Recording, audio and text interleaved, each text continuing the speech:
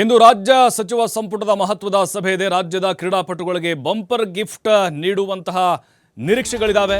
ನೋಡಿ, ಒಂದು ಕಡೆಯಲ್ಲಿ ಬಜೆಟ್, ಇನ್ನೊಂದು ಕಡೆಯಲ್ಲಿ ರಾಜ್ಯ ಸಚಿವ ಸಂಪುಟದ ಮಹತ್ವದ ಸಭೆ ಕರೆಯಲಾಗಿದೆ.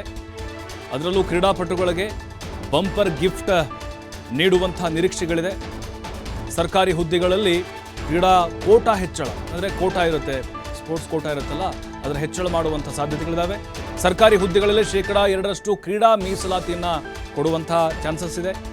ಹಟ್ಟಿ ಚಿನ್ನದ ಗಣಿ ಪುನರಾರಂಭಕ್ಕೂ ಕೂಡ ಹಸಿರು ನಿಶಾನೆ ತೋರುವ ಸಾಧ್ಯತೆಗಳಿದ್ದಾವೆ. ನೋಡಿ, ಕೆಲವೊಂದಿಷ್ಟು ಮಹತ್ವದ ಯೋಜನೆಗಳಿಗೆ ಅನುಮೋದನೆಯನ್ನು ಕೊಡುವುದು, ಗ್ರೀನ್ ಸಿಗ್ನಲ್ ಕೊಡುವುದು ಕ್ಯಾಬಿನೆಟ್ನಲ್ಲಿ. ಅದರಲ್ಲೂ ನಮ್ಮ ರಾಜ್ಯದ ಕ್ರೀಡಾಪಟುಗಳು ಬಹಳ ಕುತೂಹಲದಿಂದ ಕಾಯ್ತಾ ಇದ್ದದ್ದು ಏನಂತ ಹೇಳಿದ್ರೆ, ಈ ಕೋಟಾ ಸರ್ಕಾರಿ ಹುದ್ದೆಗಳಲ್ಲಿ ಇಂತಿಷ್ಟು ಪರ್ಸೆಂಟ್ ಅಥವಾ ಇಂತಿಷ್ಟು ಸೀಟ್ಗಳು ಅಂತ ಕ್ರೀಡೆಯಲ್ಲಿ ಸಾಧನೆ ಮಾಡಿದಂಥವ್ರಿಗೆ ಮೀಸಲಾಗಿಡೋದು.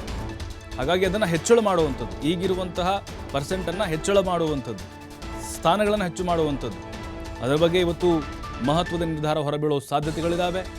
ಅದರ ಜೊತೆಗೆ ಈಗ ಸರ್ಕಾರಿ ಹುದ್ದೆಗಳಲ್ಲಿ 2% ಕ್ರೀಡಾ ಮೀಸಲಾತಿ ಸಿಗ್ಬೋದು ಅನ್ನುವಂಥ ನಿರೀಕ್ಷೆಗಳಿದ್ದಾವೆ. ಆಮೇಲೆ ಚಿನ್ನದ ಗಣಿ, ಹಟ್ಟಿ ಚಿನ್ನದ ಗಣಿ ಇದೆ ಅಲ್ವಾ, ಅದೀಗ ಸ್ಟಾಪ್ ಆಗಿದೆ. ಅದರ ಪುನರಾರಂಭಕ್ಕೂ ಕೂಡ ಹಸಿರು ನಿಶಾನೆ ಕೊಡುವಂಥ ಸಾಧ್ಯತೆಗಳಿದ್ದಾವೆ.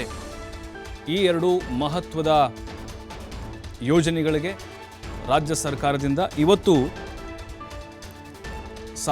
ಗ್ರೀನ್ ಸಿಗ್ನಲ್ ಸಿಗುವಂಥ ಸಾಧ್ಯತೆಗಳಿದ್ದಾವೆ. ಒಂದು ಕಡೆ ಕೇಂದ್ರ ಸರ್ಕಾರದ ಬಜೆಟ್ ಮಂಡನೆ ಆಗ್ತಾ ಇದೆ, ಹಾಗೆ ಲೋಕಸಭೆ ಚುನಾವಣೆ ಕೂಡ ಹತ್ತಿರ ಬರ್ತಿರೋದ್ರಿಂದಾಗಿ ನೋಡಿ, ರಾಜ್ಯ ಸರ್ಕಾರ ಕೂಡ ಅಲರ್ಟ್ ಆಗಿದೆ. ರಾಜ್ಯದ ಜನರಿಗೆ ಇನ್ನೂ ಸ್ವಲ್ಪ ದಿನ ಅಷ್ಟೇ, 16ಕ್ಕೆ ಬಜೆಟ್ ಇದೆ, ಕರ್ನಾಟಕದ ಕೂಡ ಬಜೆಟ್ ಇದೆ. ಬಟ್ ಈಗ ಕ್ಯಾಬಿನೆಟ್ನಲ್ಲಿ ಯಾವುದಕ್ಕೆಲ್ಲ ಅನುಮೋದನೆಯನ್ನು ಕೊಡಬೇಕು ಅನ್ನೋದ್ರ ಬಗ್ಗೆ ಕೂಡ ಇವತ್ತು ಚರ್ಚೆ ಆಗುತ್ತೆ. ಕ್ರೀಡಾಪಟುಗಳು ಬಹಳ ದಿನಗಳಿಂದ ಕಾಯ್ತಾ ಇದ್ದಿದ್ದು, ಅವ್ರಿಗೆ ಸರ್ಕಾರಿ ಕೋಟಾದಲ್ಲಿ ಕೆಲಸಕ್ಕೆ ಅರ್ಜಿ ಹಾಕುವಂಥವ್ರು ಏನಿದ್ದಾರೆ, ಸಾಧನೆಯನ್ನು ಮಾಡಿದಂಥವರು ಈಗ 2% ಮೀಸಲಾತಿಯನ್ನು ಕೊಡಬೇಕು ಅನ್ನೋದು. ಅಂದರೆ ಈಗಿರುವಂಥ ಮೀಸಲಾತಿ ಅವ್ರಿಗೆ ಬೇರೆ ಬೇರೆ ಸರ್ಕಾರಿ ಹುದ್ದೆಗಳನ್ನು ಗಿಟ್ಟಿಸ್ಕೊಳ್ಳೋಕ್ಕೆ ಆಗ್ತಾ ಇಲ್ಲ. ಹಾಗಾಗಿನೇ ಇವತ್ತು ನಡೆಯುವಂಥ ಕ್ಯಾಬಿನೆಟ್ ಮೀಟಿಂಗ್ ಬಹಳ ಕುತೂಹಲವನ್ನು ಪಡೆದುಕೊಳ್ತಾ ಇದೆ. ಇದಿಷ್ಟೇ ಅಲ್ಲ, ಹಲವು ಯೋಜನೆಗಳಿಗೆ ಈ ಸಂದರ್ಭದಲ್ಲಿ ಅನುಮೋದನೆ ಸಿಗಬಹುದು. ಅಂದರೆ ಅಂತಿಮವಾಗಿ ಒಪ್ಪಿಗೆಯನ್ನು ಸೂಚಿಸಬಹುದು ಕ್ಯಾಬಿನೆಟ್ ಮೀಟಿಂಗ್ನಲ್ಲಿ. ಸರ್ಕಾರಿ ಹುದ್ದೆಗಳಲ್ಲಿ ಕ್ರೀಡಾ ಇಲಾಖೆಗೆ ಸಂಬಂಧಪಟ್ಟಂತೆ ಒಂದು ಮಹತ್ವವಾದಂಥ ನಿರ್ಧಾರವನ್ನು ಇವತ್ತು ರಾಜ್ಯ ಸರ್ಕಾರ ತೆಗೆದುಕೊಳ್ಳೋ ಸಾಧ್ಯತೆಗಳಿದ್ದಾವೆ. ಇವೆಲ್ಲವನ್ನು ನೋಡ್ತಾ ಇದ್ದರೆ ರಾಜ್ಯ ಸರ್ಕಾರ ಕೂಡ ಅಲರ್ಟ್ ಆಗಿದೆ ಅನ್ನೋದು ಗೊತ್ತಾಗ್ತಾ ಇದೆ. ಯಾಕೆಂದರೆ ಸಹಜವಾಗಿ ಜನರು ಈಗ ಕೇಂದ್ರ ಸರ್ಕಾರದ ಬಜೆಟ್ ಮೇಲೆ ನಿರೀಕ್ಷೆಗಳನ್ನು ಇಟ್ಕೊಂಡಿದ್ದಾರೆ. ಅದಕ್ಕಿಂತ ಮುಂಚೆನೇ ರಾಜ್ಯದ ಪಾಲೇನಿದೆ ಅಥವಾ ರಾಜ್ಯದಿಂದ ಏನು ಘೋಷಣೆ ಮಾಡಬೇಕಾಗಿದೆ ಅದರ ಪ್ರಕಾರ ಹೋದರೆ ಇನ್ನೂ ಜನಪರವಾಗಿರ್ಬೋದು ಅನ್ನುವಂಥ ಆಲೋಚನೆಯಲ್ಲಿ ಅದೊಂದು ಲೆಕ್ಕಾಚಾರ.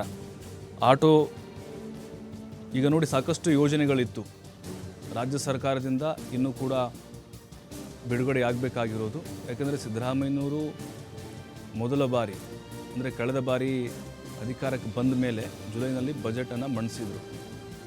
ಹಾಗಾಗಿನೇ ಅಲ್ಲೂ ಕೂಡ ಕೆಲವೊಂದಿಷ್ಟು ಯೋಜನೆಗಳನ್ನು ಘೋಷಣೆ ಮಾಡಿದರು.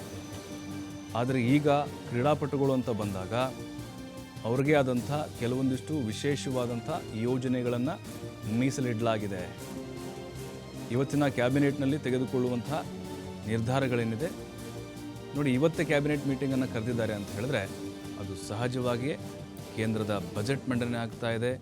ಹಾಗೆ ರಾಜ್ಯದ ಜನರಿಗೆ ಅನುಕೂಲ, ರಾಜ್ಯ ಸರ್ಕಾರದಿಂದ ಏನು ಅನುಕೂಲ ಆಗಬೇಕಾಗಿದೆಯೋ ಕೆಲವೊಂದಿಷ್ಟು ಮಹತ್ವದ ಕಡತಗಳಿಗೆ ಸಹಿಯನ್ನು ಹಾಕಿಸಿಕೊಳ್ಳೋದು, ಅನುಮೋದನೆಯನ್ನು ಪಡೆದುಕೊಳ್ಳುವಂಥದ್ದು, ಅಂತಿಮವಾಗಿ ಗ್ರೀನ್ ಸಿಗ್ನಲ್ ಕೊಡುವಂತಹ ಒಂದು ಕ್ಯಾಬಿನೆಟ್ ಮೀಟಿಂಗ್ ಇದು.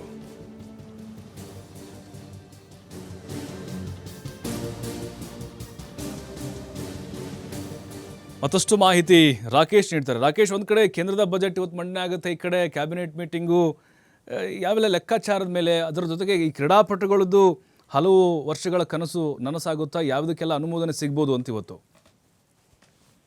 ಪ್ರಭು, ಇವತ್ತು ರಾಜ್ಯ ಸಂಪುಟ ಸಭೆ ನಡೆಯಲಿದೆ. ಮುಖ್ಯಮಂತ್ರಿಗಳ ಸಿದ್ದರಾಮಯ್ಯ ಅವರ ನೇತೃತ್ವದಲ್ಲಿ ಈ ಸಭೆ ನಡೆಯಲಿದೆ. ಇವತ್ತಿನ ಕ್ಯಾಬಿನೆಟ್ ಅಲ್ಲಿ ಪ್ರಮುಖವಾಗಿ ಕ್ರೀಡಾ ಕೋಟವನ್ನ ವಿಸ್ತರಿಸುವ ಬಗ್ಗೆ ಸಭೆಯಲ್ಲಿ ಚರ್ಚೆ ನಡೆಯಲಿದೆ. ಅಂದ್ರೆ ಎಲ್ಲಾ ಇಲಾಖೆಗಳಲ್ಲೂ ಈ ಹಿಂದೆ ಇದ್ದಂತೆ ಕ್ಯಾಬಿನೆಟ್ ಅಪ್ರೂವಲ್ ಮಾಡಿದ್ರೆ ಎಲ್ಲಾ ಇಲಾಖೆಗಳ ವಿಭಾಗಗಳಲ್ಲೂ ಕೂಡ ಕ್ರೀಡಾ ವಿಭಾಗದಲ್ಲಿ ಅವಕಾಶವನ್ನ ಮಾಡಿಕೊಡೋದಕ್ಕೆ ಯೋಚನೆಯನ್ನ ಮಾಡ್ಕೊಡ್ತೇವೆ. ಅಂದ್ರೆ ಕ್ರೀಡಾ ಕ್ಷೇತ್ರದಿಂದ ಅಭ್ಯರ್ಥಿಗಳಾಗಿ ಆಯ್ಕೆ ಆಗುವಂತವರಿಗೆ ಅಥವಾ ಸೇವಾ ಹುದ್ದೆಗಳಿಗೆ ಪರಿಗಣಿಸುವುದಕ್ಕೆ ಅವಕಾಶವನ್ನ ಈ ಮೊದಲು ನೀಡಲಾಗಿತ್ತು. ಆದ್ರೆ ಕಾರಣಾಂತರಗಳಿಂದ ಅದನ್ನ ತೆರವು ಮಾಡಲಾಗಿತ್ತು. ಈಗ ಅದನ್ನ ಪುನಃ ಸ್ಥಾಪನೆ ಮಾಡೋದಕ್ಕೋಸ್ಕರ ಈ ಪ್ರಯತ್ನವನ್ನ ಮಾಡಲಾಗ್ತಾ ಇದೆ. ಇವತ್ತಿನ ಸಂಪುಟ ಇದಕ್ಕೆ ಒಪ್ಪಿಗೆಯನ್ನು ನೀಡುವಂತ ಸಾಧ್ಯತೆ ಇದೆ. ಬಾಬು, ಥ್ಯಾಂಕ್ ಯು ರಾಕೇಶ್ ಮಾಹಿತಿಗಾಗಿ.